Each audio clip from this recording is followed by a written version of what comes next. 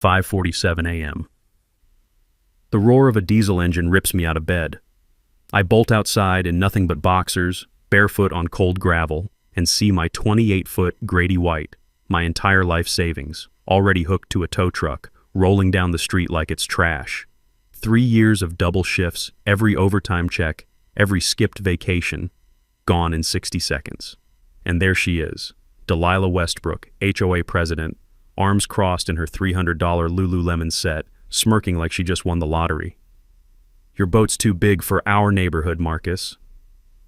I'm shaking with rage, ready to lose everything in that moment, when I remember one tiny detail I never told a soul.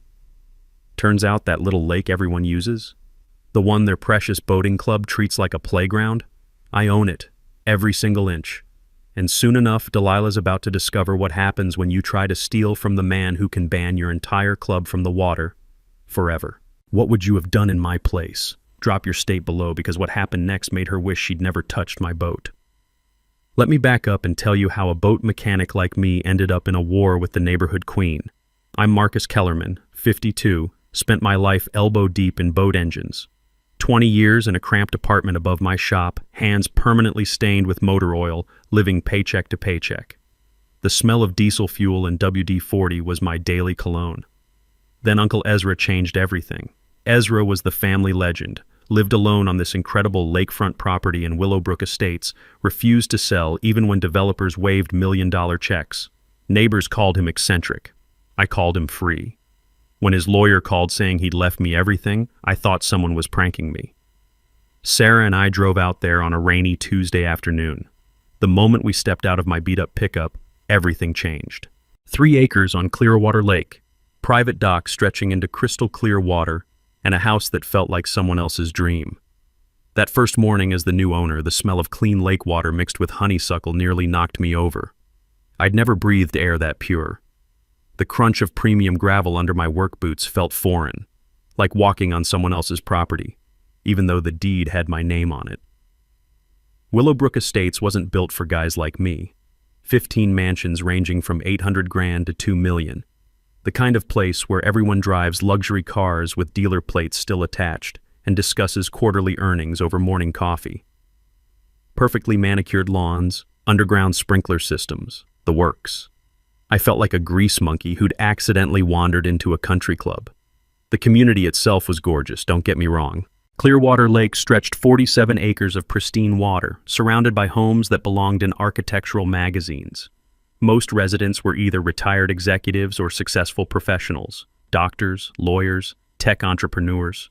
Then there's me with my Marine Corps tattoo and permanent grease stains. Then I met Delilah Westbrook, and paradise became hell. Picture your worst nightmare, HOA president. 58, real estate agent who knows exactly what everyone paid for their house and loves dropping those numbers in conversation. Blonde hair that costs more than my monthly grocery budget, always dressed like she's heading to a country club lunch. Married to Richard Westbrook, who owns the biggest marine dealership in 3 counties. Conflict of interest, anyone? They live in the crown jewel of Willowbrook, a massive lakefront mansion with professional landscaping, a 3-car garage, and a 35-foot sea ray anchored at the community dock like it owns the place. For 3 years, Delilah had been running this community like her personal kingdom, interpreting every rule to benefit her inner circle. The war started my second week.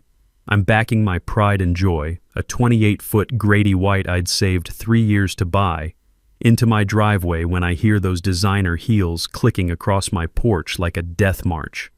The sound still gives me chills.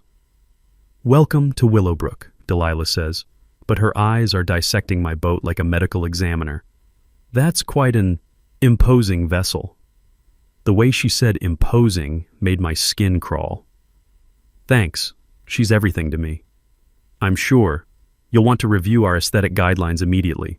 Section 7.3 specifically addresses oversized recreational equipment disrupting neighborhood harmony. Standing there on my own gravel driveway, I felt like a kid being scolded by the principal for something I didn't even know was wrong. Here's the dirty secret I discovered later. Clause 7. 3 originally banned RVs and trailers. Makes perfect sense. Nobody wants a beat-up camper blocking million-dollar lake views. But in December 2022, while half the community was in Florida avoiding winter, Delilah pushed through an amendment adding recreational vessels to the restriction. The vote? 4-3. Only 7 homeowners even knew about the meeting. 25 feet maximum for boats. Mine measured 28 feet. Her yacht sitting pretty at the community dock? 35 feet of floating hypocrisy. When I brought up Delilah's yacht hypocrisy at my first HOA meeting, she deployed that weapon-grade realtor smile and a response that still makes me laugh. The community dock operates under different maritime regulations, Marcus. My vessel provides essential security services for our lake. Security services for a gated community in suburban America. Right, because lake pirates are such a threat in suburbia.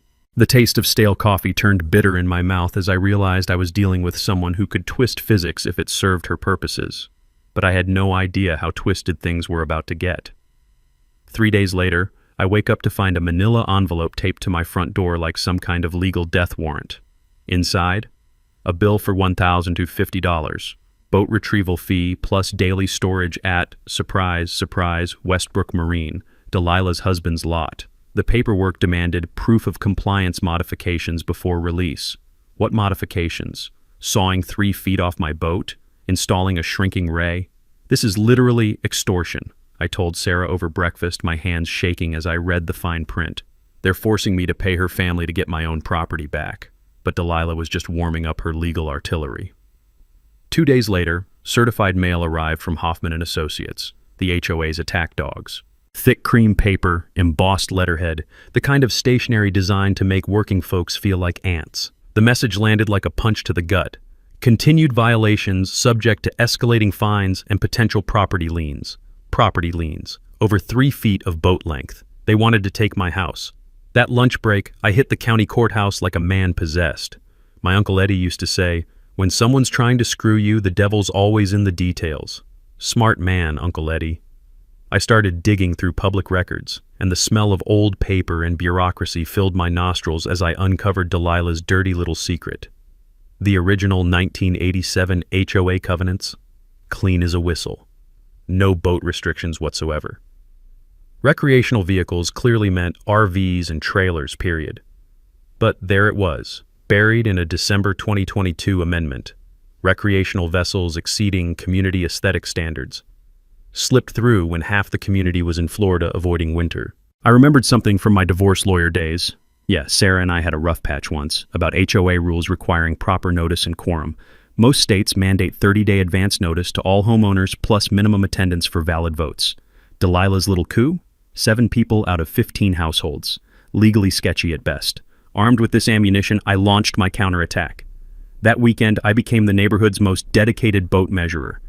Camera in hand, tape measure ready, I documented every vessel in Willowbrook like I was conducting a marine census. My neighbors probably thought I'd snapped, but I was building a lawsuit. 6 boats over 25 feet. 6. Including Dr. Patel's 27-footer and Jim Morrison's 30-foot cabin cruiser. All stored on private property, all owned by people who had no clue they were suddenly criminals in Delilah's kingdom. The spreadsheet I created was a thing of beauty. Boat names, exact measurements, storage locations, photographic evidence. Perfect documentation of selective enforcement that would make any civil rights lawyer drool. But Delilah had more tricks up her designer sleeves. Monday morning brought another envelope, thicker this time, an amended violation notice that read like a comedy sketch written by a control freak. Boat trailer color violation, white instead of community-approved charcoal gray. Boat name visibility violation. My Sarah's Dream lettering was excessively prominent for residential viewing areas. Improper covering violation. Blue tarps were aesthetically incompatible with neighborhood standards. Total fines, $2,100. For a boat, legally parked, on property I owned. The audacity was breathtaking. I fired back immediately, submitting a formal complaint about Delilah's 35-foot yacht violation. If 25 feet was the limit, her floating palace needed to go, regardless of her imaginary security patrol duties. Her response arrived faster than pizza delivery. Another violation notice, this one citing retaliatory behavior and harassment of board members. Apparently requesting equal treatment under the law qualified as harassment in Queen Delilah's court. That's when I realized something chilling. This woman wasn't just power-hungry. She was creating a reign of terror. My neighbor Beatrice confirmed it that evening, appearing at my door after dark like a refugee seeking asylum. The smell of her nervous lavender perfume mixed with genuine fear. "She got me too," Beatrice whispered, eyes darting around. 15 years, same pool deck, suddenly it's non-conforming gray. Jim's work truck, 20 years in his own driveway, suddenly commercial vehicle violation.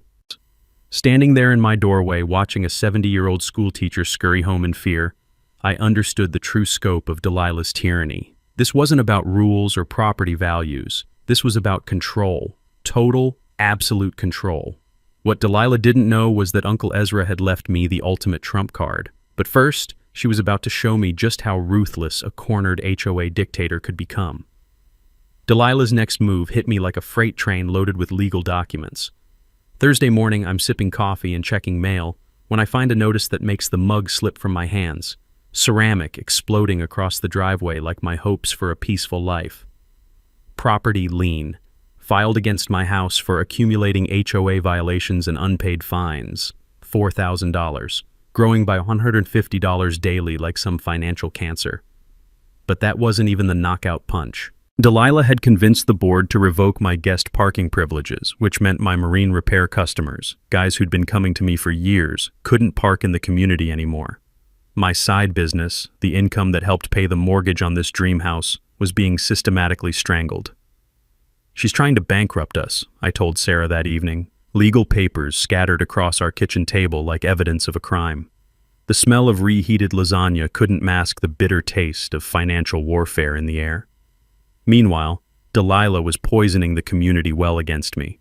Conversations died when I walked past the mailboxes. The UPS guy mentioned hearing rumors about my unlicensed commercial operations. Even sweet Mrs. Naomi started crossing the street to avoid me like I had some contagious disease called property value destruction. That weekend, I made the best $500 investment of my life, a consultation with attorney Janelle Rodriguez. Sharp as a scalpel, late 30s, the kind of lawyer who'd made a career out of slaying neighborhood dragons. "Your HOA is playing fast and loose with state regulations," she said after reviewing my documentation. "These amendments were rammed through during holiday season without proper homeowner notification." She explained something that gave me my first real hope in weeks. My old divorce attorney had mentioned this years ago. HOA covenant changes require specific procedures. 30-day advance notice, certified mail to all residents, proper quorum for voting. Delilah's boat restrictions, pushed through with 7 people present out of 15 households, minimal notice, during Christmas week when half the community was traveling. The entire amendment could be legally void, Rodriguez said, and for the first time in weeks I felt like I could breathe. But while Rodriguez prepared our legal counterattack, Delilah was escalating to psychological warfare. My boat trailer tires were slashed Tuesday night. 4 brand-new Michelin tires reduced to rubber confetti in my own driveway. The security cameras that had worked perfectly for months mysteriously malfunctioned, according to the management company. Repair estimate, $300 I didn't have. Then came the emergency assessment notice, $3,200 per household for enhanced security measures following recent vandalism incidents. The timing was so obviously targeted, it made my teeth ache. But Delilah's true masterpiece was the complaint blitzkrieg. Anonymous reports flooded county offices faster than a burst dam. Environmental services showed up investigating illegal runoff from commercial activities. The fire department responded to tips about improperly stored hazardous materials. Code enforcement arrived checking for unpermitted structural modifications I'd never made. Every inspection came up clean, but that wasn't the point. The message was crystal clear. Challenge Queen Delilah, and your life becomes a bureaucratic horror show. The community was cracking apart like a sidewalk in an earthquake. Dr. Patel whispered about getting violation notices for his garden gnomes. Apparently they violated cultural aesthetic standards. Jim Morrison's routine deck repair permit was suddenly rejected after 20 years of automatic approvals. Beatrice's teenage grandson got banned from the community dock for loitering and disruptive behavior. Kid was just feeding the ducks. Anyone who'd shown me basic human decency was getting the full Delilah treatment. But something beautiful started happening. Beatrice, Dr. Patel, and Jim began fighting back.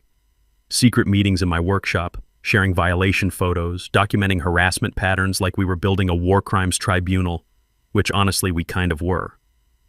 The smell of sawdust and motor oil in my workshop became the scent of resistance.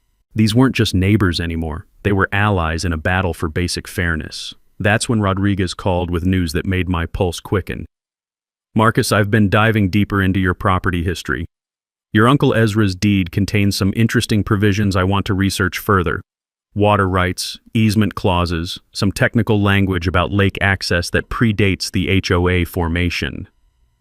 She couldn't give details yet, needed to verify records at the county assessor's office, but her tone carried the excitement of a prospector who'd found gold glinting in the pan. "Next week, we meet at the courthouse," she said. "I have a feeling your uncle left you more than just a pretty house." Delilah thought she was crushing a troublesome blue-collar neighbor who didn't belong in her pristine kingdom.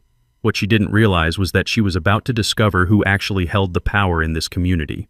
And the irony was going to be absolutely delicious. Delilah's nuclear option arrived on a Tuesday that started normal and ended with me questioning everything I thought I knew about justice in America. The doorbell rang at 7 a.m. sharp.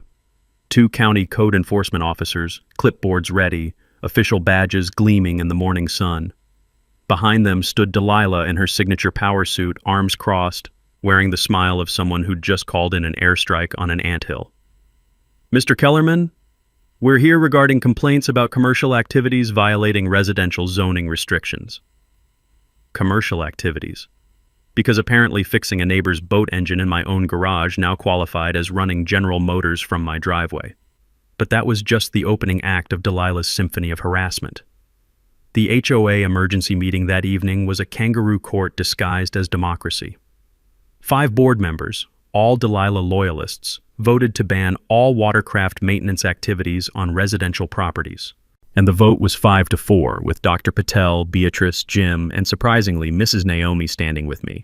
"Community safety requires professional oversight of mechanical activities," Delilah announced, reading from prepared remarks like she was delivering a State of the Union address. "Residential areas aren't appropriate for commercial marine services." The irony burned like acid reflux. Her husband ran a marine business, but somehow my occasionally helping neighbors was a threat to civilization. 2 days later, the harassment went criminal. I'm walking to my mailbox when Officer Bradley from County Sheriff's Department pulls up, the crunch of gravel under his patrol car tires sounding ominous in the morning quiet. My heart rate spiked. Nothing good ever starts with a police visit at breakfast time. "Mr. Kellerman, I need to ask you about some threats allegedly made against Mrs. Delilah Westbrook." Threats. Apparently my heated comment at the HOA meeting, "This harassment needs to stop before someone gets hurt," had been transformed into a terroristic threat worthy of police investigation. Officer Bradley was professional but thorough, took statements, reviewed security footage, asked neighbors about my behavior. Thank God for character witnesses. Dr. Patel's testimonial about my consistently calm and professional demeanor probably saved me from arrest. But here's where things got interesting. While Officer Bradley was interviewing neighbors, he discovered something that made Delilah's face go white as fresh paint. Jim Morrison mentioned the slashed tires. Mrs. Naomi brought up the mysterious security camera malfunctions. Dr. Patel shared photos of his own property vandalism. Suddenly, Officer Bradley wasn't just investigating alleged threats from me. He was documenting a pattern of harassment against me. "Ma'am," he told Delilah, "I'm seeing evidence of ongoing property crimes here. Have you filed reports about any of these incidents?" Delilah's mouth opened and closed like a fish gasping for air. She'd been so focused on destroying me that she'd forgotten her harassment campaign was also illegal. These are separate matters, officer. My complaint is about verbal threats." "Understood, but I'm required to investigate all criminal activity I encounter. Mr. Kellerman, have you filed reports about the tire slashing and property damage?" The tables were turning right there in my driveway, and Delilah knew it. While I was dealing with potential criminal charges that were looking shakier by the minute, Delilah launched her most desperate move yet, foreclosure proceedings. The notice arrived via process server, a thin, nervous man who looked apologetic about delivering documents that could cost me my home. Unpaid fines totaling $6,800, plus legal fees, plus interest. The HOA was demanding immediate payment or forced sale of my property. That night, Sarah found me in the workshop, surrounded by legal papers and empty beer bottles, the smell of sawdust mixing with the bitter taste of injustice. "Maybe we should just sell," she said quietly. "Find somewhere else to start over." For exactly 30 seconds, I considered surrender. Pack up, take whatever equity remained after legal fees, find some apartment where HOAs didn't exist, and neighbors minded their own business. Then I thought about Uncle Ezra. 40 years on this property, refusing million-dollar developer offers to preserve something beautiful for family. He'd trusted me with his legacy, and I was letting some power-hungry real estate agent destroy it with paperwork and petty tyranny. "No," I told Sarah, surprising myself with the steel in my voice. "We're not running." That's when Rodriguez called with news that made my pulse quicken. "Marcus, you need to get down to the courthouse tomorrow morning. I've found something in your uncle's property records that's going to change this entire game." Her voice carried the excitement of a prosecutor who just found the smoking gun. "Your uncle didn't just own waterfront property. He owned rights that predate this entire community development, rights that could give you nuclear-level leverage." The smell of possibility mixed with motor oil in my workshop. After weeks of playing defense, I was about to discover weapons I didn't know existed. Delilah had pushed me to the edge of losing everything. She thought she was crushing a troublesome neighbor who didn't know his place. What she was actually doing was about to backfire in ways that would make her deepest nightmares seem pleasant.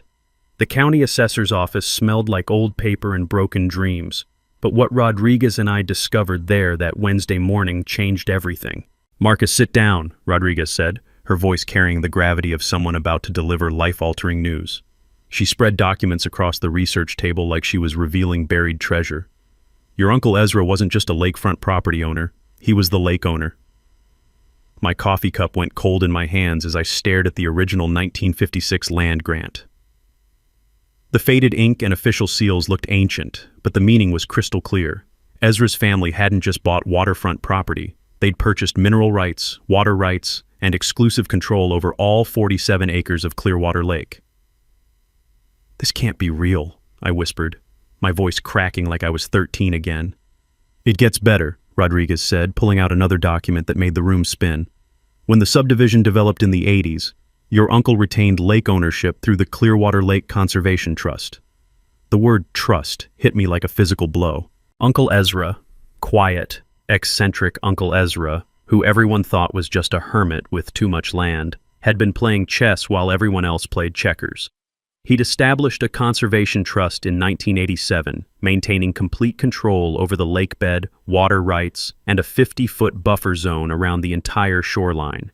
Every dock, every boat slip, every inch of waterfront that Delilah's community enjoyed, it all existed on my uncle's terms. "The community only has a recreational use license," Rodriguez explained, her finger tracing legal language that was about to detonate Delilah's world. "A license that can be revoked for violations." I was scanning the trust documents when one clause jumped out like lightning. "Licensed use contingent upon maintaining harmonious community relationships and prohibiting discriminatory or harassing behavior toward residents." My hands started shaking. Delilah's entire harassment campaign, every violation notice, every threat, every attempt to destroy my life, violated the trust's foundational principles. But Rodriguez wasn't finished destroying my conception of reality. "The trust receives $15,000 annually in license fees from the community," she said, showing me bank statements that made my head swim. "Money accumulating in an account for 36 years. Money that's legally yours as trustee." The math made me dizzy. Over $500,000 just sitting there. And Marcus?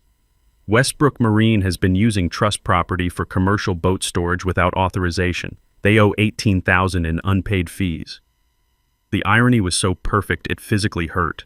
Delilah's husband had been running illegal commercial operations on my property while she was destroying me for fixing neighbors' boats in my garage. The smell of victory mixed with old paper and disbelief. "What does this mean?" I asked, though my racing heart already knew. Rodriguez's smile could have lit up the courthouse. "It means you're not fighting HOA violations anymore. You're a trustee with authority over the entire lake. You can terminate water access. You can ban individuals for trust violations. You can shut down unauthorized commercial activities." I thought about every humiliation, the towed boat, the violation notices, the threats, the sleepless nights worrying about losing my home. Delilah had spent months trying to control my access to 3 feet of boat length. She'd been terrorizing the person who owned the entire lake. "There's one more thing," Rodriguez said, unfolding a property map. "This 50-foot buffer zone, half the community docks are built on trust land without authorization, including Delilah's dock, her husband's storage area. The yacht club slips where her friends parked their floating symbols of superiority. All of it sat on property I controlled. So while she was trying to take away my boat privileges, you could take away everyone's lake privileges, including hers. Uncle Ezra, you beautiful, brilliant man, you'd given me the ultimate trump card. Now I just had to decide how to play it. Walking out of that courthouse, I felt like I'd just discovered I was secretly Superman. But Rodriguez yanked me back to reality fast. "Marcus, having nuclear weapons doesn't mean you should use them," she said, legal documents scattered across her car dashboard like battle plans. "We need surgical precision, not scorched earth." She was absolutely right. I could obliterate Delilah's world tomorrow, revoke every permit, shut down the yacht club, ban her husband's business permanently. But that would hurt innocent people like Beatrice and Dr. Patel, who'd risked everything to support me. "Smart revenge is better than satisfying revenge," Rodriguez said, and I knew Uncle Ezra would have loved that philosophy. That evening, I called an emergency war council in my workshop. The familiar smell of sawdust and motor oil felt like sanctuary as my allies gathered around the workbench. Beatrice, Dr. Patel, Jim, and Sarah, my unlikely band of suburban rebels. "I need to tell you something that's going to sound insane," I began. "I own the lake." The silence stretched so long I could hear Mrs. Naomi's wind chimes tinkling next door. "Excuse me," Jim said, nearly dropping his coffee. When I finished explaining the trust discovery, Dr. Patel, 30 years in federal research, grasped the implications first. "You're telling me Delilah has been terrorizing the legal owner of the property she depends on for access?" "That's exactly what I'm telling you." Beatrice started that laugh that comes when karma gets so perfect it hurts. "She spent months making you feel unwelcome in your own community. Turns out she's the trespasser. But I wasn't planning simple revenge. Uncle Ezra had created something bigger, a vision of conservation and community that I was honor-bound to protect. The next week became a masterclass in legal warfare preparation. Rodriguez and I built our case like architects designing a cathedral. Every detail perfect, every angle covered. Trust law, I learned from my old construction days working historic preservation, gives trustees massive power but clear responsibilities. I could terminate violations, but everything had to serve the trust's conservation and community goals. Our investigation revealed Delilah's full criminal enterprise. Westbrook Marine wasn't just storing boats illegally. They'd been charging premium rates for exclusive lakefront access they had no rights to provide. The scam was brilliant. Create HOA restrictions, forcing residents to use specific services, then profit from that captive market. "It's extortion with paperwork," Rodriguez said, her voice carrying the excitement of a prosecutor who'd found the perfect case. Meanwhile, Dr. Patel was conducting covert intelligence operations that would have made the CIA proud. His anonymous community survey revealed explosive results. 11 households hated Delilah's leadership, 8 didn't know about her husband's conflicts of interest, 6 had received retaliatory violations since my boat war began. The community was a powder keg waiting for someone to light the fuse. That's when I remembered Sergeant Morrison's advice from my Marine Corps days: win the war before firing the first shot. Instead of attacking immediately, I'd let Delilah's desperation create more violations while building an overwhelming case. The strategy was beautifully simple. Give her enough rope to hang herself while documenting every illegal action for maximum legal devastation. Rodriguez was preparing a multi-pronged assault that would have impressed Napoleon.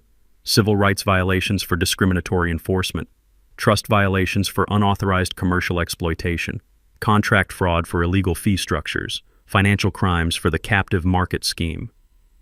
"We're not just stopping a neighborhood bully," she explained, her eyes gleaming with legal bloodlust. "We're dismantling organized community fraud." But the genius move was the environmental angle. Conservation trusts qualify for federal matching grants. I could use accumulated trust funds to leverage serious money for habitat restoration, water quality improvements, and community facility upgrades. Instead of just destroying Delilah, I could transform Willowbrook into everything it pretended to be. The timeline was perfect. Next HOA meeting in 2 weeks, enough time for Delilah's paranoia to create more violations, but not enough for her to escape the trap she'd built around herself. That Saturday, while researching grant opportunities, I found Uncle Ezra's private journals hidden in his old desk. The smell of aged leather and pipe tobacco brought back childhood memories as I read his true vision for the property. Clearwater should be proof that conservation and community can coexist, he'd written. Money and power corrupt, but shared stewardship builds something lasting.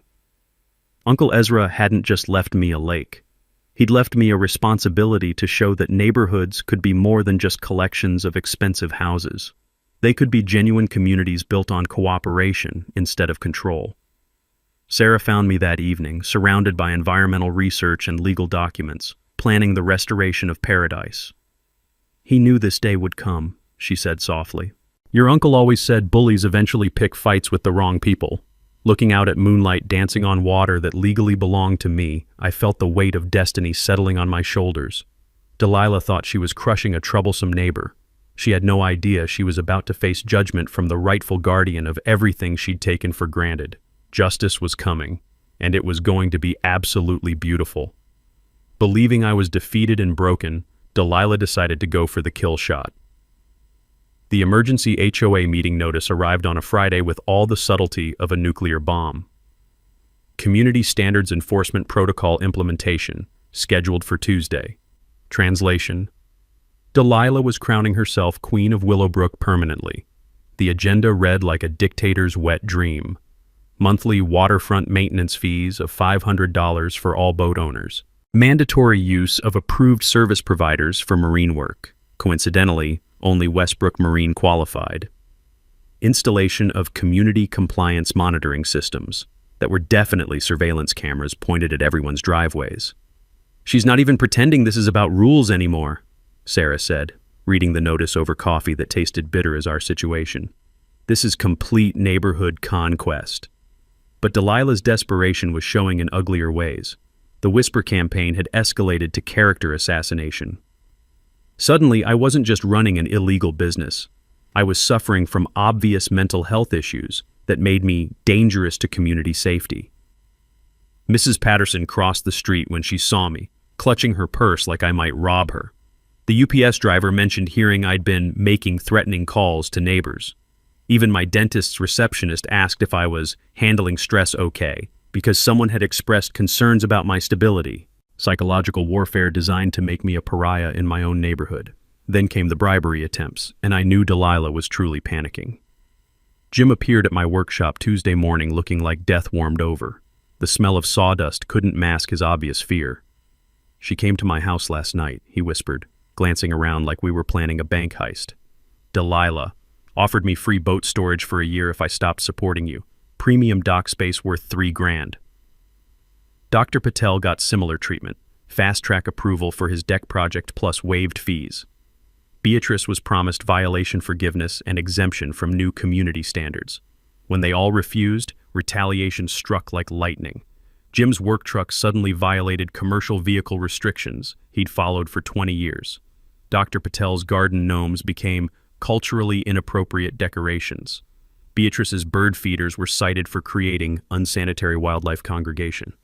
The corruption was so blatant it would have been comedy if it wasn't destroying lives. But Delilah saved her nuclear option for me. Wednesday morning, I discovered my workshop violated in the worst possible way. 15,000 in tools destroyed, engine parts scattered like shrapnel, decades of organization obliterated in one night of pure hatred.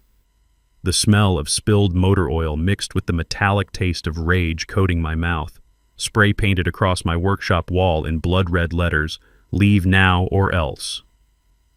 But here's where Delilah made her fatal mistake. My security cameras had been mysteriously malfunctioning for weeks, but I'd learned from those failures. Hidden backup cameras I'd installed myself captured everything, including something that made my heart race when I saw the footage.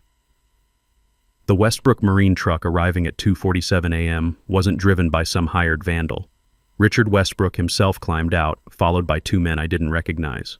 But more importantly, someone else sat in the passenger seat giving orders through the window. Delilah, personally supervising my destruction. When Officer Bradley arrived to investigate, his attitude had completely shifted since our first encounter. The evidence was overwhelming. Tire tracks, fingerprints, even blood on broken glass where someone cut themselves climbing through my window. "Mr. Kellerman, this crossed into felony territory," he said, photographing everything with professional thoroughness. "Breaking and entering, property destruction, criminal threatening. We're talking serious prison time." But the real bombshell came when I showed him the security footage. "Holy shit," Officer Bradley muttered, watching Delilah orchestrate my workshop destruction from the passenger seat. She was actually there, personally directing the crime. That changed everything. This wasn't just vandalism by proxy, this was hands-on criminal conspiracy by the HOA president herself. "Mr. Kellerman, I need you to understand something," Officer Bradley continued. "This video evidence shows premeditated criminal activity by a community leader. This isn't neighbor disputes anymore. This is organized harassment that could trigger federal civil rights investigations." The mini twist was beautiful in its simplicity.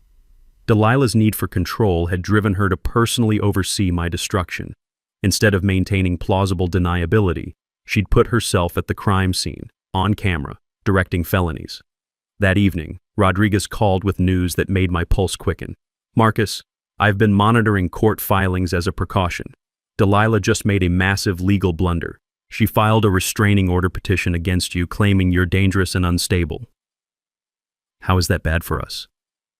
"Because restraining order hearings require sworn testimony, under oath, about her allegations, her evidence, and her actions. She just volunteered to testify about everything she's done, under penalty of perjury." The irony was perfect. Delilah's desperation to silence me permanently had just guaranteed she'd have to answer questions about her criminal behavior in open court. Tomorrow night's HOA meeting was going to be interesting. But the real fireworks would come when Delilah discovered that her attempt to legally silence me had just handed us the perfect platform to expose everything. Delilah's restraining order hearing was scheduled for Friday morning, but she wasn't waiting for legal proceedings to finish me off. Thursday night, she pulled her most desperate move yet, filing false police reports claiming I'd made terroristic threats against multiple neighbors. Not just her this time, but Mrs. Patterson, the mailman, even the teenage kid who delivered newspapers. According to these reports, I had allegedly threatened to blow up the whole neighborhood if they didn't stop messing with me. Again, the paperwork painted me as an unhinged veteran with anger management issues and possible explosive materials. "This is insane," Sarah said when Officer Bradley showed up at our door Thursday evening, backup units sitting in our driveway with lights flashing for the whole community to see. "Marcus hasn't threatened anyone, but the damage was done. Every neighbor was watching from their windows as police searched my property for dangerous materials. The humiliation burned like acid in my throat." Officer Bradley looked genuinely apologetic as he completed the mandatory investigation. "Mr. Kellerman, I have to follow up on these reports, but between us, the stories don't match. Mrs. Patterson claims you threatened her Tuesday, but security footage shows you were at the courthouse with your lawyer all day." The lies were unraveling in real time, but that wasn't stopping Delilah from doubling down. Friday morning brought an even more shocking development. I arrived at the courthouse for the restraining order hearing to find Channel 8's news van parked outside. Dana Morrison, the investigative reporter who'd covered our initial story, was interviewing Delilah on the courthouse steps. "Mrs. Westbrook is courageously standing up to harassment that's terrorized our peaceful community for months," the reporter was saying. "Today's hearing will determine if Mr. Kellerman poses a continuing threat to neighborhood safety." Delilah had called the media herself, spinning this as a brave homeowner protecting innocent neighbors from a dangerous outsider. The narrative was masterful and completely fabricated. But Rodriguez was ready with our own media strategy. "Let her dig the hole deeper," she whispered as we walked past the cameras. "Every lie she tells on record becomes evidence of defamation and filing false reports." The restraining order hearing was a disaster for Delilah from the opening statement. Judge Martinez, a no-nonsense woman with 30 years on the bench, reviewed the evidence with the thoroughness of a forensic accountant. Security footage disproving Delilah's timeline, witness statements contradicting her claims. Most damaging, the workshop break-in video showing her personally directing criminal activity. "Mrs. Westbrook," Judge Martinez said, her voice carrying the weight of impending judgment, "these allegations appear to be contradicted by significant physical evidence. Are you prepared to testify under oath about the events you've described?" That's when Delilah made the biggest mistake of her legal life. Instead of backing down, she doubled down on her lies with the confidence of someone who'd never faced real consequences. Under oath, she swore I'd threatened her personally, described weapons in my workshop that didn't exist, and claimed I'd been stalking her family for weeks. Every word was perjury. Every statement was provably false, and it was all being recorded for future criminal prosecution. Rodriguez's cross-examination was surgical in its precision. Mrs. Westbrook, you testified that Mr. Kellerman threatened you at your home on Tuesday evening. Are you certain about that date and time? Absolutely certain. Your Honor, I'd like to present courthouse security footage showing Mr. Kellerman was meeting with me in my office from 6 p.m. to 8 p.m. Tuesday evening. He couldn't have been at Mrs. Westbrook's residence because he was 3 miles away discussing legal strategy. The blood drained from Delilah's face as she realized she'd just committed felony perjury on live record. But the real bombshell came when Rodriguez presented evidence we'd been saving for maximum impact. Your Honor, I'd also like to present video evidence of Mrs. Westbrook personally participating in criminal destruction of Mr. Kellerman's property while simultaneously claiming to fear for her safety from him. The workshop break-in footage played on the courtroom monitor, showing Delilah sitting in the passenger seat, clearly directing the vandalism operation.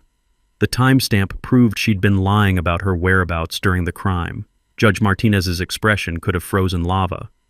Mrs. Westbrook, this video appears to show you at the scene of criminal activity you've attributed to fear of the petitioner. Can you explain this discrepancy? Delilah's mouth opened and closed like a fish gasping for air. She'd been caught red-handed in multiple felonies while testifying under oath about being a victim. The restraining order was not only denied, Judge Martinez referred the matter to the district attorney for criminal prosecution of perjury, filing false reports, and conspiracy charges. Walking out of that courthouse, I felt like David who'd just watched Goliath collapse under the weight of his own lies. Channel 8's cameras captured Delilah's humiliation as she fled to her car, her lawyer refusing to comment. But Rodriguez grabbed my arm before I could celebrate. Marcus, tonight's HOA meeting is going to be chaos. She's cornered now, legally and socially. Cornered people do desperate things. She was right. Delilah had lost everything, her credibility, her legal standing, potentially her freedom. The emergency HOA meeting was still scheduled for tonight, and a desperate dictator with nothing left to lose was the most dangerous kind of enemy. Tonight, everything would end, one way or another. The Willowbrook Community Clubhouse had never seen anything like Tuesday night's emergency meeting. All 15 households showed up, plus uninvited guests that made Delilah's face go ghost white when she saw them. Channel 8's Dana Morrison sat in the back with her camera crew. Officer Bradley positioned himself near the exit, notepad ready. Most shocking of all, 2 federal agents in crisp suits flanked the main entrance. The FBI had finally decided our little neighborhood drama warranted attention. The smell of fear mixed with stale coffee and nervous sweat as residents filed in. Everyone knew tonight would change everything. Delilah sat at the head table looking like Napoleon before Waterloo, her usual designer confidence replaced by barely controlled panic. Her husband Richard hadn't even shown up. Smart man was probably consulting criminal defense lawyers. This emergency session will address the ongoing disruption caused by certain community members, Delilah began, her voice shaking despite obvious attempts to project authority. We must implement immediate protective measures. She launched into her prepared script about community safety and property values, but her heart wasn't in it. Hard to sound convincing when you've been caught committing felonies on video. That's when I stood up, Rodriguez beside me carrying a briefcase that might as well have been filled with nuclear warheads. Before we discuss community safety, I said, my voice cutting through the clubhouse like a blade, I think everyone should know who actually owns this lake. The silence was so complete you could hear Mrs. Naomi's hearing aid whistling. Rodriguez opened the briefcase with theatrical precision, spreading documents across the table like royal proclamations. Ladies and gentlemen, I'm attorney Janelle Rodriguez, and I'm here to present evidence that will fundamentally change how this community operates. She held up the 1956 land grant, its aged paper crackling in the sudden quiet. Marcus Kellerman didn't just inherit lakefront property from his uncle. He inherited complete ownership of Clearwater Lake through the Clearwater Lake Conservation Trust. Dr. Patel's coffee mug hit the floor with a crash that sounded like thunder. Beatrice gasped audibly. Even the FBI agents leaned forward with obvious interest. Every dock, every boat slip, every inch of waterfront access in this community exists at the discretion of the trustee, Mr. Kellerman. The community erupted like a shaken soda bottle, residents talking over each other, demanding explanations, some laughing in disbelief. Mrs. Patterson actually fainted and had to be helped to a chair. But Delilah wasn't finished fighting. "This is ridiculous!" she shrieked, standing so fast her chair toppled backward.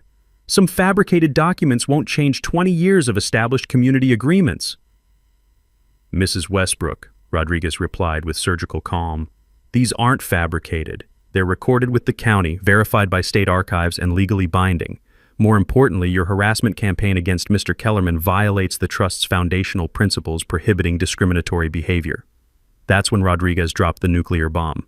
"As of tomorrow morning, Westbrook Marine's unauthorized use of trust property will be terminated. $89,000 in unpaid commercial use fees are immediately due.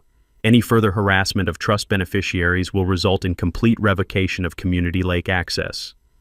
The mathematical beauty was perfect. Delilah had spent months trying to control my 3 feet of boat length while unknowingly trespassing on property I controlled completely.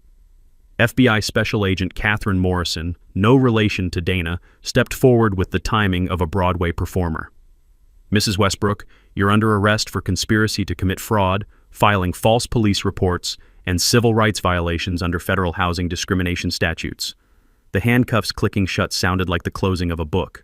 Delilah's empire of petty tyranny ended with that metallic snap, witnessed by every neighbor she'd terrorized and broadcast live on local television. But the most beautiful moment came when Dr. Patel started clapping. Slowly at first, then joined by Beatrice, then Jim, then even Mrs. Patterson from her recovery chair. Within seconds, the entire clubhouse erupted in applause, not for Delilah's arrest, but for the end of fear. "Ladies and gentlemen," I said when the applause died down, "I want you to know that lake access will continue for all residents, but under new management focused on actual community harmony, not control." I announced the dissolution of the current HOA structure, replacement with a resident-elected lake management committee, and immediate implementation of environmental restoration projects funded by the trust. "Your uncle wanted this place to bring people together," Beatrice said through tears, "and tonight it finally has." Dana Morrison's exclusive interview afterward captured the perfect quote. "Sometimes justice takes time, but when it arrives, it's absolutely beautiful." Walking home under stars reflecting on water I legally owned, Sarah squeezed my hand tight. "So what happens now?" she asked. I looked out at the lake that had caused so much pain and was about to bring so much healing. "Now we build the community Uncle Ezra always dreamed of." The war was over. The real work was just beginning. 6 months later, Willowbrook Estates looked like a completely different place.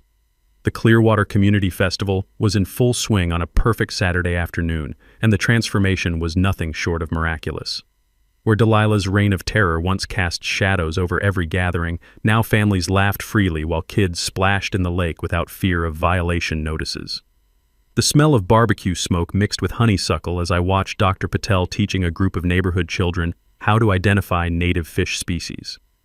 His Little Scientist program had become so popular we'd started a waiting list. "Hard to believe this is the same place," Sarah said, joining me on our dock with 2 cold beers. "Remember when people were afraid to use their own lake?" The legal aftermath had been swift and thorough. Delilah received 4 years in federal prison plus $750,000 in restitution to victims. Her husband's marine business dissolved completely, assets distributed among the people they'd defrauded. The FBI investigation expanded to 5 other communities, freeing hundreds of families from similar HOA corruption schemes. But the real victory was what we'd built from the ashes. The Clearwater Community Council met monthly in my workshop. No more stuffy clubhouse meetings or dictatorial board structures. Rotating leadership ensured nobody could accumulate Delilah-style power ever again. Decisions were made by consensus, disputes resolved through mediation, and every voice carried equal weight regardless of property value. The environmental restoration had exceeded our wildest dreams. The Conservation Trust's accumulated funds, combined with federal and state matching grants, generated over $200,000 for habitat improvement. Native fish populations had exploded, migrating birds returned in numbers not seen for decades, and the water quality was the highest in county records. Property values increased 18%, Not through intimidation and forced compliance, but because people actually wanted to live in a community that functioned like a real neighborhood. "Marcus," Beatrice called from the picnic area, silver hair gleaming in afternoon sunlight. "Come settle an argument about Uncle Ezra's workshop tools." She'd organized a historical preservation project, creating a community center in Uncle Ezra's old workshop space. His tools were displayed like museum pieces, along with photographs documenting his conservation work and handwritten journals about his vision for sustainable community living. The memorial plaque read simply, "Ezra Kellerman, who knew that sharing creates more than hoarding." Jim Morrison's construction crew had just finished the new accessible fishing pier, funded entirely through community donations and volunteer labor. Watching Mrs. Naomi's grandson catch his first base from the wheelchair-accessible platform brought tears to my eyes.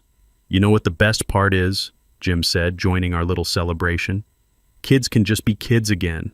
No more tiptoeing around, no more parents afraid of violation notices for normal family life." The scholarship fund had become my personal favorite project.